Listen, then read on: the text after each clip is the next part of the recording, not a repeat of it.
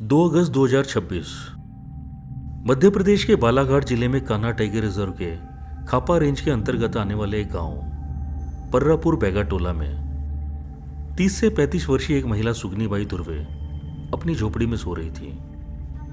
रात करीब 1:30 बजे एक बाघिन अचानक गांव में घुस आई। सोती हुई सुगनीबाई पर हमला किया, सिर से पकड़ा और जंगल की ओर उठा ले गई।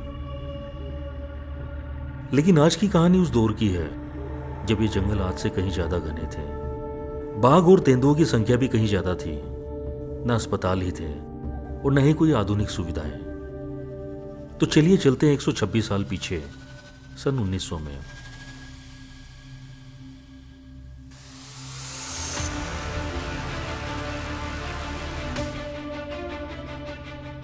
अंग्रेजों ने मध्य भारत के इस घने जंगल में रेलवे लाइन बिछाने का फैसला किया। लेकिन कुछ ही दिनों में इस जंगल ने अपना असली चेहरा दिखाना शुरू कर दिया। पहले एक इंसान, फिर दूसरा। एक एक करके लोग गायब होने लगे। कुछ के अधखाए शव जंगल में मिलते तो कुछ के सिर फटे हुए, खून से सने कपड़े। ये कहानी उस रेलवे लाइन की जिसकी पटरी के हर एक इंच के साथ जंगल, इंसान और बाघों के बीच खूनी संघर्ष हुआ।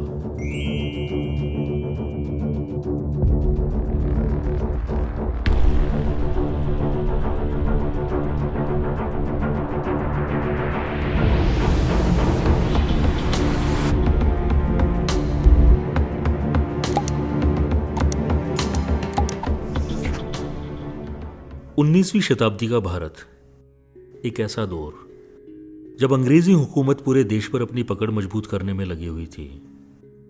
उस समय भारत में बिछाई जा रही रेलवे लाइनें केवल यात्रियों की सुविधा या स्थानीय विकास के लिए नहीं थी, बल्कि उनके पीछे ब्रिटिश साम्राज्य की दूरगामी आर्थिक, प्रशासनिक और सैन्य रणनीति छिपी हुई थी।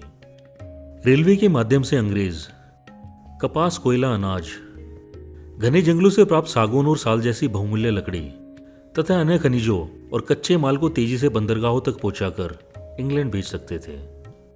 यही नहीं, देश के किसी भी हिस्से में विद्रोह या अशांति फैलती तो ब्रिटिश सेना को कुछ ही समय में वहां पहुंचाना भी रेलवे की बदौलत संभव हो जाता था। इस प्रकार रेलवे ब्रिटिश शासन की सबसे मजबूत जीवन रेखा बन चुकी थी। मध्य भारत, विशेषकर वर्तमान मध्य प्रदेश, उत्तर दक्षिण, पूर्व और पश्चिम भारत को जोड़ने वाला एक अत्यंत महत्वपूर्ण स्थान था। इसलिए अंग्रेजों ने यहां रेलवे के नेटवर्क के विस्तार पर विशेष ध्यान दिया। इस रणनीति के तहत महाराष्ट्र के गोंदिया से बालाघाट होते हुए मध्य प्रदेश के नैनपुर तक एक नैरो गेज रेलवे लाइन का निर्माण किया गया। उस समय शायद किसी ने कल्पना भी नहीं की होगी कि यह साधारण सी दिखने वाली रेलवे लाइन आगे चलकर मध्य भारत के जंगलों, वहां रहने वाले लोगों और वन्य जीवों के इतिहास की अनेक अनसुनी कहानियों की साक्षी बनेगी। लगभग 126 किलोमीटर लंबी इस नैरो गेज रेलवे लाइन का निर्माण वर्ष 1900 में एक वरिष्ठ अंग्रेज वन अधिकारी सीओ हैंसन की निगरानी में शुरू हुआ। लेकिन कुछ अज्ञात कारणों से वर्ष 1902 में वो अवकाश पर चले गए। इसके बाद इस महत्वाकांक्षी परियोजना की जिम्मेदारी एक अन्य अंग्रेज अधिकारी ए डनबर ब्रेंडर को सौंप दी गई। ब्रेंडर के साथ सेंट्रल प्रोविंस फॉरेस्ट डिपार्टमेंट के एक अन्य अधिकारी सीएफ रोजिटर को उनका सहायक नियुक्त किया गया। रोजिटर केवल एक वन अधिकारी ही नहीं, बल्कि एक अनुभवी शिकारी भी थे। जिस समय उन्होंने कार्यभार संभाला, उस समय तक गोंदिया से बालाघाट के निकट तक लगभग 41 किलोमीटर लंबे रेलमार्ग का निर्माण पूरा हो चुका था। लेकिन इस परियोजना का जितना आसान ये अंग्रेज अधिकारी समझ रहे थे, वास्तविकता उससे कहीं अधिक कठिन होने वाली थी। और कार्यभार संभालने के मात्र 2-3 दिनों के भीतर ही उन्हें इस चुनौती का एहसास हो गया था। बालाघाट के निर्माणाधीन वन विश्राम गृह के पास तंबुओं में ठहरे इन अधिकारियों की पहले दिन ही 2 ऐसे स्थानीय लोगों से मुलाकात हुई जिनकी भूमिका आगे चलकर बेहद महत्वपूर्ण साबित होने वाली थी। पहला था मंगलू टेकाम, जो न केवल एक अनुभवी स्थानीय गाइड था, बल्कि पास ही के एक गांव का मुखिया भी था। दूसरा था फग्गू बैगा, जो जंगल की पगडंडियों, वन्य जीवों की गतिविधियों और उनके पदचिन्हों को पहचानने में माहिर एक कुशल जंगल ट्रैकर था। ये दोनों अवकाश पर गए वरिष्ठ अधिकारी सीओ हैंसन के साथ पहले से ही इस परियोजना पर कार्य कर रहे थे और अब इन्हें नए अधिकारियों के साथ काम करना था। मंगलू टेकाम और फग्गू बैगा ने अधिकारियों को बताया कि अब कोई भी मजदूर इस रेलवे लाइन के निर्माण कार्य में शामिल होने के लिए तैयार ही नहीं है। जब उन्होंने सारी घटनाएं बताई तो नए अधिकारियों को सब कुछ समझते देर नहीं लगी। अब उन्हें यह भी आभास हो गया था कि आखिर वरिष्ठ अधिकारी सीओ हैंसन अचानक अवकाश पर क्यों चले गए थे। गोंदिया से नैनपुर तक की लगभग 126 किलोमीटर लंबी नैरोगेज रेलवे लाइन मध्य भारत के उन घने जंगलों से होकर गुजरती थी जो आज 2026 में भी अपनी समृद्ध जैव विविधता के लिए प्रसिद्ध है। यह क्षेत्र सतपुड़ा और मैकाल पर्वत श्रेणियों के बीच फैला हुआ है तथा कान्हा, पेंच, ताड़ोबा, सतपुड़ा और बांधवगढ़ जैसे विशाल वन क्षेत्रों के व्यापक परिदृश्य का एक महत्वपूर्ण हिस्सा माना जाता है। जरा कल्पना कीजिए, आज भी इन जंगलों में पैदल प्रवेश करने से पहले लोग कई बार सोचते हैं। फिर एक सदी से भी अधिक पहले, जब चारों ओर अथाह जंगल फैले थे, इंसानी बस्तियां विरल थी और वन्य जीवों की संख्या कहीं अधिक थी, तब इन वनों का स्वरूप कितना रहस्यमय, कितना दुर्गम और कितना भयावह रहा होगा। फग्गू बैगा और मंगलू टेकाम ने नए अधिकारियों को बताया कि जब सीओ हैंसन ने इस परियोजना का कार्यभार संभाला था तो शुरुआत के कुछ दिन सामान्य रहे। फिर एक दिन हैंसन, मंगलू टेकाम एक ड्राफ्ट्समैन, कुछ चेनमैन जिनका काम लोहे की जरीब की सहायता से भूमि की पैमाइश करना और आंकड़े दर्ज करना था, तथा अन्य मजदूरों के साथ गोंदिया के कुछ दूर स्थित गात्रा में रेलवे लाइन का सर्वे कर रहे थे। तभी कुछ ग्रामीण घबराए हुए और बदहवास हालत में वहां पहुंचे। उन्होंने बताया कि उनके गांव की एक महिला को जंगल के किनारे से एक बाघ उठा ले गया है और वे उसे बचाने की गुहार लगाने लगे। हैंसन के पास राइफल तो थी, लेकिन किसी आदमखोर बाघ या तेंदुए का सामना करने का उन्हें कोई व्यवहारिक अनुभव नहीं था। अब इस घने और रहस्यमय जंगल में हैंसन ने अपने सीमित अनुभव और साहस के बल पर स्थानीय लोगों में विश्वास रखने के लिए उन लोगों के साथ जंगल में प्रवेश करने का निर्णय लिया। सभी ने घंटों तक उस महिला और बाघ की तलाश की, लेकिन साल, सागौन और बांस के अत्यंत घने जंगल में न तो बाघ ही दिखाई दिया, न ही महिला का कुछ पता चल सका। फिर दोपहर बाद मंगलू टिकाम की सलाह पर फग्गू बैगा नाम के एक स्थानीय व्यक्ति को बुलाया गया। जंगल की पगडंडियों, जानवर के पदचिन्हों और उनके व्यवहार को पढ़ने में उसे अद्भुत महारत हासिल थी। उसने जंगल को सुनते हुए, जमीन पर बने निशानों और टूटी हुई झाड़ियों का पीछा करते हुए कुछ ही समय में बांस के घने झुरमुट के पीछे उस महिला का एक पैर और उसके शरीर के कुछ अन्य अवशेष खोज निकाले। ये दृश्य हैंसन के लिए बेहद विचलित कर देने वाला था। एक ही घटना ने उन्हें यह एहसास करा दिया कि जंगल के बीचों बीच मजदूरों को खुले में ठहराना उनकी जान को सीधे खतरे में डालना था। उन्होंने बिना देरी किए आदेश जारी कर दिया कि अब से किसी भी मजदूर का शिविर जंगल के भीतर या उसके बिल्कुल निकट नहीं लगाया जाएगा। इसके बजाय सभी तंबू अपेक्षाकृत सुरक्षित स्थानों पर लगाए जाएंगे ताकि रात के अंधेरे में किसी बाघ या अन्य खूंखार जंगली जानवर के अचानक हमले से मजदूरों की सुरक्षा सुनिश्चित की जा सके। समय बीतता रहा और धीरे धीरे रेलवे लाइन बिछाने का कार्य धीमी लेकिन लगातार रफ्तार से आगे बढ़ता रहा। इसी दौरान रेलवे लाइन के निर्माण के साथ साथ बालाघाट में वन विश्राम गृह का निर्माण भी चल रहा था।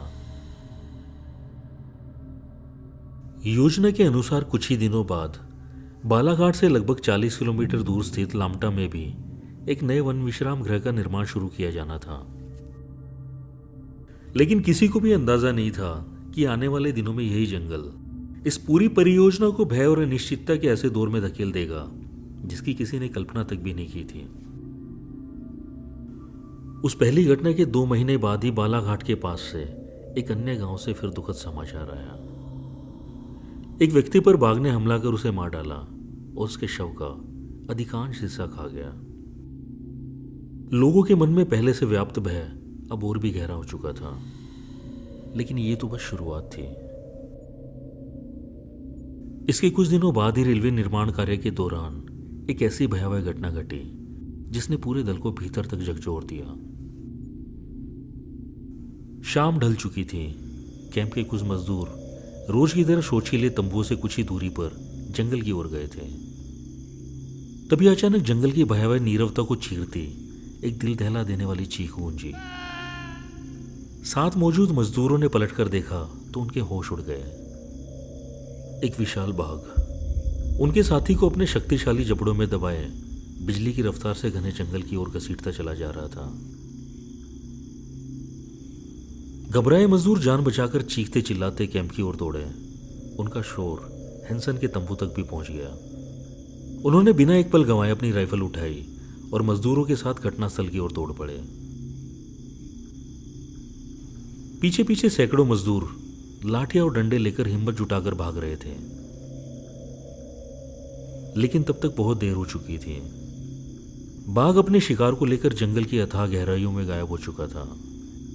चारों ओर फैले घने साल, सागौन और बांस के घने जंगल ने एक बार फिर अपने भीतर घटी इस भयावह घटना को निगल लिया था।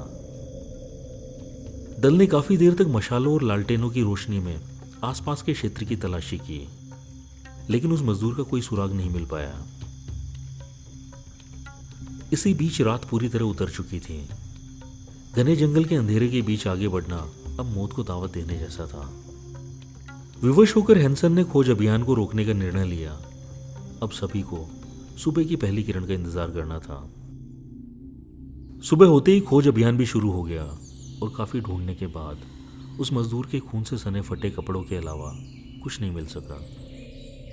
अब हेंसन समझ चुके थे कि यह केवल एक संयोग नहीं था। इस पूरे क्षेत्र में एक ऐसा बाघ सक्रिय था जो इंसानों को अपना आसान शिकार बनाना सीख गया था। इसी बीच वो दिन भी आ गया जब उन्हें बालाघाट से लगभग 40 किलोमीटर दूर लामटा के पास बनने वाले नए वन विश्राम गृह और प्रस्तावित रेलवे मार्ग का सर्वेक्षण करने निकलना था। दिसंबर का महीना था। सर्दियों के कारण दिन छोटे हो चुके थे। बालाघाट से लामटा तक का लगभग 46 किलोमीटर लंबा सफर एक ही दिन में पूरा करना अपने आप में कठिन चुनौती थी। रास्ता ऊबड़ खाबड़ था और सबसे बड़ी समस्या ये थी कि प्रस्तावित रेलवे मार्ग के आसपास कोई गांव नहीं था जहां रात होने के बाद सुरक्षित पड़ाव डाला जा सके। और जो गांव थे वो इतने दूर थे कि वहां आने जाने में ही कई घंटे व्यर्थ हो जाते। इन्हीं परिस्थितियों को देखते हुए हेंसन ने सूरज निकलते ही यात्रा शुरू करने का निर्णय लिया। उन्होंने अपनी राइफल उठाई और अपने साथ इंजीनियर, ड्राफ्ट्समैन, रसोइये, अर्दली और कुछ मजदूरों को लेकर लामटा की ओर प्रस्थान किया। हेंसन, ड्राफ्ट्समैन और एक इंजीनियर अपने अपने घोड़ों पर सवार थे, जबकि बाकी दल पैदल चल रहा था। टेंट, राशन, पानी, बर्तन और अन्य आवश्यक सामान खच्चरों और गधों पर लादा गया था। सबसे आगे पैदल चल रहे कुछ लोग लगातार थालियों को डंडों से पीटते जा रहे थे। उनका विश्वास था यदि आसपास कोई बाघ या तेंदुआ होगा तो शोर को सुनकर पहले ही रास्ते से हट जाएगा। दोपहर तक उन्होंने आधे से अधिक रास्ता तय कर लिया था। हेंसन की पूरी कोशिश थी कि किसी भी कीमत पर अंधेरा होने से पहले वे लामटा के ज्यादा से ज्यादा नजदीक पहुंच जाए, ताकि किसी गांव के पास सुरक्षित स्थान पर तंबू लगाए जा सके। लेकिन घने जंगलों और उबड़ खाबड़ पठारी रास्तों ने उनकी रफ्तार धीमी कर दी। दोपहर तक मजदूर भी पूरी तरह थक चुके थे। सर्दियों का सूरज तेजी से पश्चिम की ओर ढल रहा था। हर गुजरते पल के साथ रोशनी कम होती जा रही थी। अब सबसे बड़ी समस्या ये थी कि आसपास कहीं भी कोई खुला मैदान नहीं था। जहां तक नजर जाती वहां केवल घना साल, सागौन और बांस का जंगल फैला हुआ था। ये इलाका पहले से ही बाघों की अधिक संख्या के लिए जाना जाता था। ऐसे में सूर्यास्त से पहले सुरक्षा के पर्याप्त इंतजाम करना बेहद आवश्यक था। यदि अंधेरा होने तक तैयारी पूरी ना हो पाती तो पूरा दल खुद भी किसी बाघ के हमले का शिकार बन सकता था। जंगल में भर गुजरता पल खतरे को और भी करीब ला रहा था। काफी देर तक सुरक्षित स्थान की तलाश करने के बाद आखिरकार उन्हें एक छोटे से जल स्रोत के पास अपेक्षाकृत खुला इलाका दिखाई दिया। ये जगह चारों ओर से फैले घने जंगल के बीच किसी राहत की तरह थी। 3 दिशाओं में ऊंचे ऊंचे वृक्ष खड़े थे, जबकि सामने का हिस्सा अपेक्षाकृत खुला था, जिससे आसपास की गतिविधियों पर कुछ हद तक नजर रखी जा सकती थी। परिस्थितियों का सावधानी पूर्वक आकलन करने के बाद हैंसन ने वहीं रात बिताने का निर्णय लिया।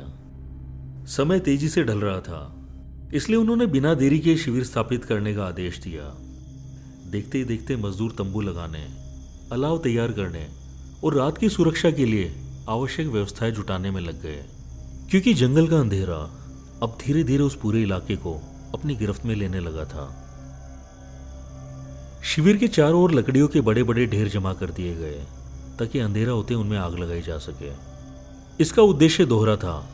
एक ओर आग की लपटें और धुआं जंगली जानवरों को शिविर से दूर रखने में मदद करते, तो दूसरी ओर कड़ाके की ठंड में कुछ गर्माहट भी मिल जाती। रात भर कुछ मजदूर बारी बारी से पहरा देते रहे और आग को बुझने नहीं दिया। जैसे जैसे अंधेरा गहराता गया, जंगल अपने वास्तविक आवाजों के साथ जीवंत होने लगा। कहीं दूर से चीतलों की लगातार आती चेतावनी की आवाजें सुनाई दे रही थी, जो किसी शिकारी की मौजूदगी का संकेत दे रही थी। बीच बीच में जंगल की खामोशी को चीरती बाघ की गूंजती दहाड़ वातावरण को और भी भयावह बना देती, जबकि दूर कहीं गीदड़ों की हुआ हुआ रात के सन्नाटे को और भी रहस्यमय बना रही थी। उस रात शायद ही कोई व्यक्ति चैन की नींद सो पाया हो।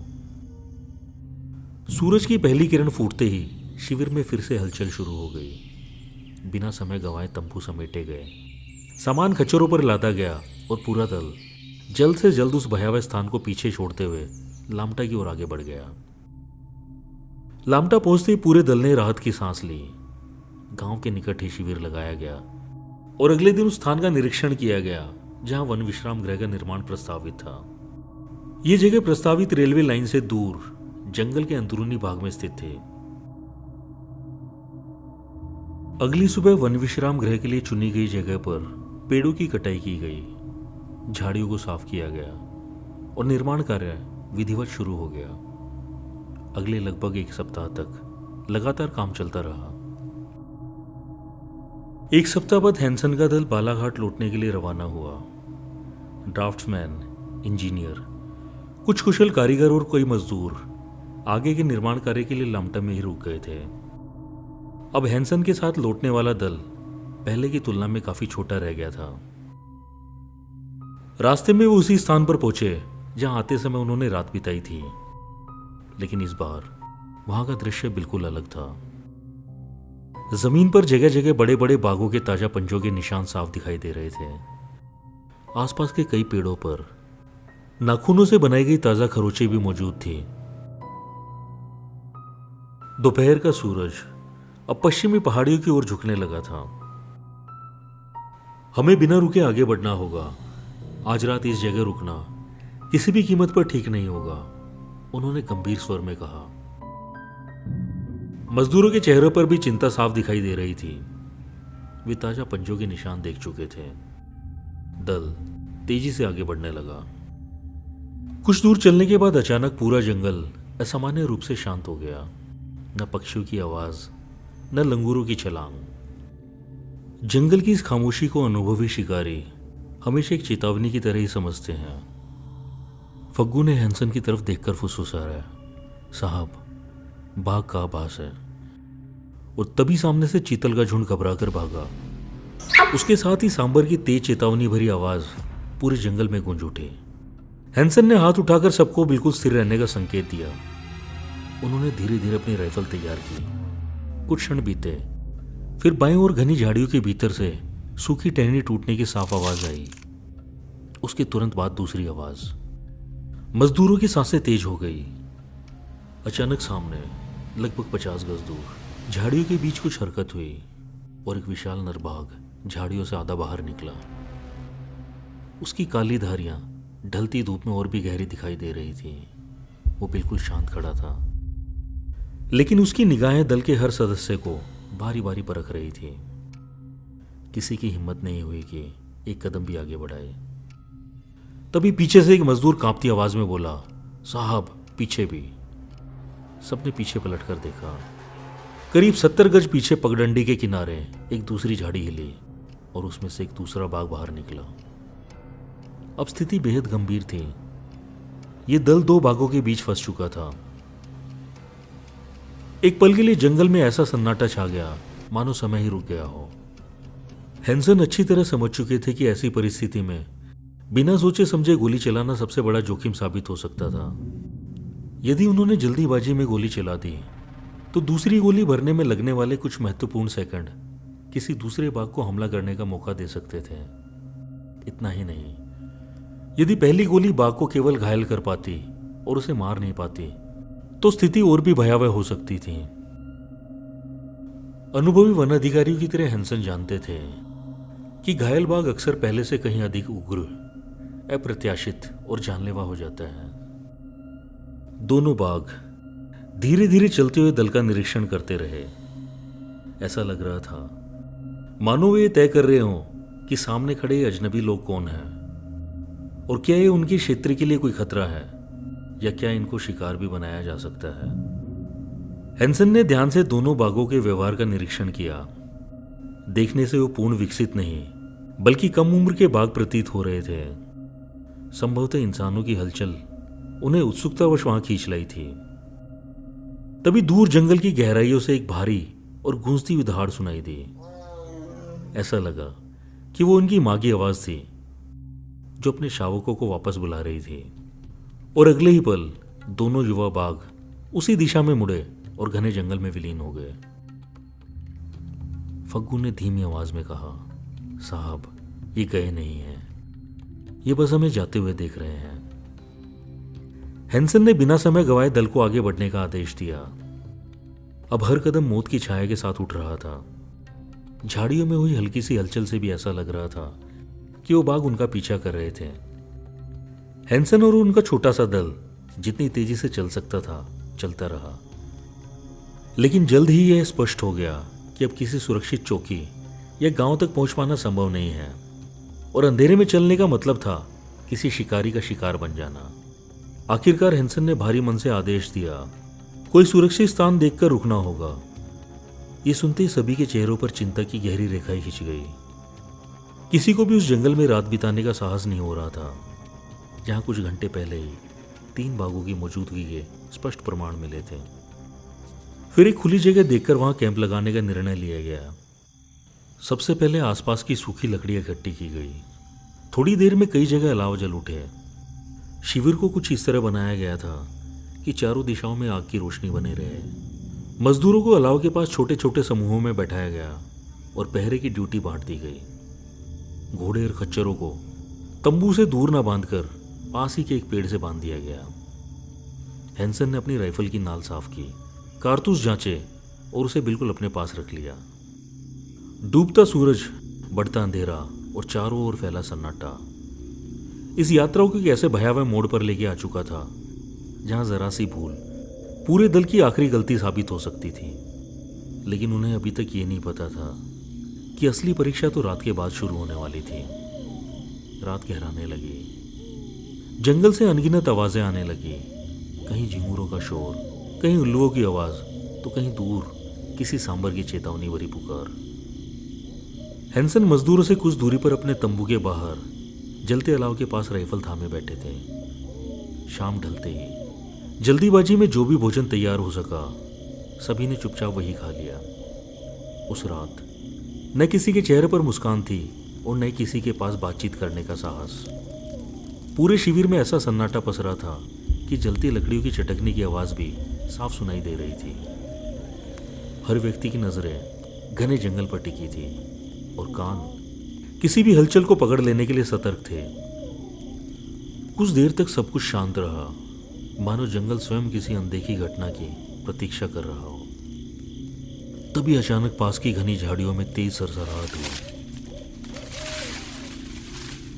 वो आवाज सुनते ही एक मजदूर घबराकर फुर्ती से खड़ा हो गया और अगले ही पल पूरे शिविर में सन्नाटा और भी गहरा हो गया। सभी की निगाहें उसी दिशा में टिक गई जहां अंधेरे के बीच कुछ हलचल होती महसूस हो रही थी। बैठ जाओ, हैंसन ने धीमे लेकिन दृढ़ स्वर में कहा। कुछ मिनट भी नहीं बीते थे कि शिविर की दूसरी ओर सूखी पत्तियों पर किसी भारी जानवर के चलने की आवाज आने लगी। अब किसी को भी इस बात में संदेह नहीं रह गया था कि कोई बड़ा शिकारी शिविर के चारों ओर चक्कर लगा रहा है। घने अंधेरे में उसकी आहट कभी एक ओर से आती तो अगले ही पल दूसरी दिशा की झाड़ियों से पत्तों की हल्की सरसराहट सुनाई देती। ऐसा लग रहा था मानो वह पूरी शिविर का धैर्यपूर्वक निरीक्षण कर रहा हो और सही मौके की तलाश में हो। तभी अलाव की टिमटिमाती रोशनी झाड़ियों पर पड़ी और अंधेरे के बीच दो लाल चमकती आंखें दिखाई दी। उन्हें देखते ही पूरे शिविर की सांसें जैसे थम गई हों। कोई हिलने की हिम्मत नहीं कर रहा था। साहब, बाघ है, फग्गू ने बेहद धीमी आवाज में फुसफुसाते हुए कहा। और जैसे ही फग्गू के शब्द समाप्त हुए, घने अंधेरे को चीरती हुई ऐसी दहाड़ गूंजी कि पूरा जंगल कांप उठा। आवाज इतनी निकट थी कि कानों में कंपन महसूस हुई। अभी लोग उस दहाड़ से संभल भी नहीं पाए थे कि दूसरी दिशा से दूसरी दहाड़ सुनाई दी। इन दहाड़ों के साथ दूर कहीं से मोरों ने भी कूकना शुरू कर दिया। अब किसी भ्रम की गुंजाइश नहीं थी। दोनों बाघ शिविर के आसपास ही मौजूद थे। शायद वो एक दूसरे को संकेत दे रहे थे। आग की लपटें ऊंची की गई, लेकिन कुछ क्षण बाद माहौल बदलने लगा। दोनों बाघों की गर्जना पहले जैसी तीखी और निकट नहीं रही। उनकी आवाजें धीरे धीरे दूर जाती हुई प्रतीत होने लगी। हर अगली दहाड़ पिछली से कुछ अधिक दूर सुनाई दे रही थी।